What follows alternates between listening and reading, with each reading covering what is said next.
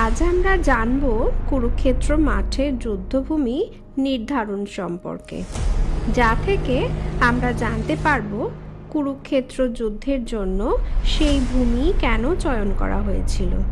মহাভারতকে মহাপুরাণ বলা হয় না, বলা হয় পঞ্চম বেদ, যা ভারতের ঐতিহাসিক গ্রন্থ, গল্প নয়, ইতিহাস। কুরুক্ষেত্র যুদ্ধ কুরু সাম্রাজ্যের কৌরব ও পাণ্ডবদের মধ্যে সিংহাসন প্রাপ্তির ও ধর্ম প্রতিস্থাপনের জন্য লড়াই হয়েছিল। মহাভারত অনুসারে এই যুদ্ধে ভারতের প্রায় সব জনপদই অংশগ্রহণ করেছিল। কিছু বিদেশি রাজ্যও তাতে ভাগ নেয়। কুরুক্ষেত্র মাঠে কেন যুদ্ধ হয়েছিল এই সম্পর্কেই কিছু গল্প আজও প্রচলিত আছে।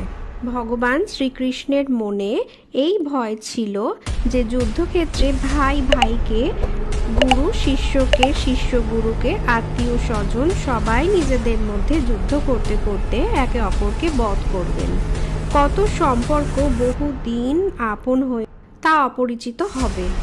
তা দেখে এদের মনে কারোর যেন কোনো সন্দেহ না আসে কে আপন, এই ভেবে তাই এমন ভূমির চয়ন করতে হবে যে ভূমিতে দেশ, ক্রোধ ইত্যাদি পর্যাপ্ত পরিমাণে থাকে।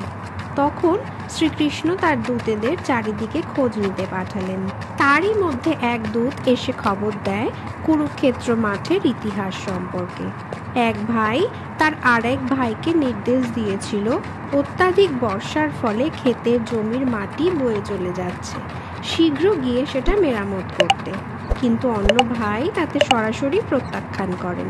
ফলে অন্য ভাই রেগে গিয়ে ভাইয়ের গলা কেটে দেয় আর ওই খণ্ডিত মৃতদেহের পা ধরে টানতে টানতে নিয়ে গিয়ে জমির জলপ্রবাহে ফেলে দেয়, যাতে জমির মাটি ধুয়ে যেতে না পারে। এটা শুনেই শ্রীকৃষ্ণ নির্ণয় নিলেন এই ভূমি হবে কুরুক্ষেত্র যুদ্ধের জন্য উপযুক্ত। যে ভূমি ভাইয়ের প্রতি কোনো রকম করুণা দেখায় না, সে জমি কখনোই প্রেম উৎপাদন করতে পারবে না যুদ্ধক্ষেত্রে একে অপরের মনে। এই জন্যেই কুরুক্ষেত্র ধর্মক্ষেত্র নামে পরিচিত।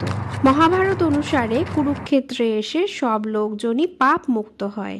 নারদ পুরাণ অনুসারে কুরুক্ষেত্রে যার মৃত্যু হয় তার মোক্ষ প্রাপ্তি ঘটে, পুনর্জন্মের ক্রিয়া থেকে সে মুক্ত হয়।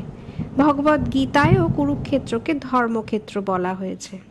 কেমন লাগলো বন্ধুরা, তা কমেন্ট করে জানাবেন। ভিডিওটি যদি ভালো লাগে লাইক, শেয়ার ও সাবস্ক্রাইব করে মিথ উইথ গডলির পাশে থাকবেন।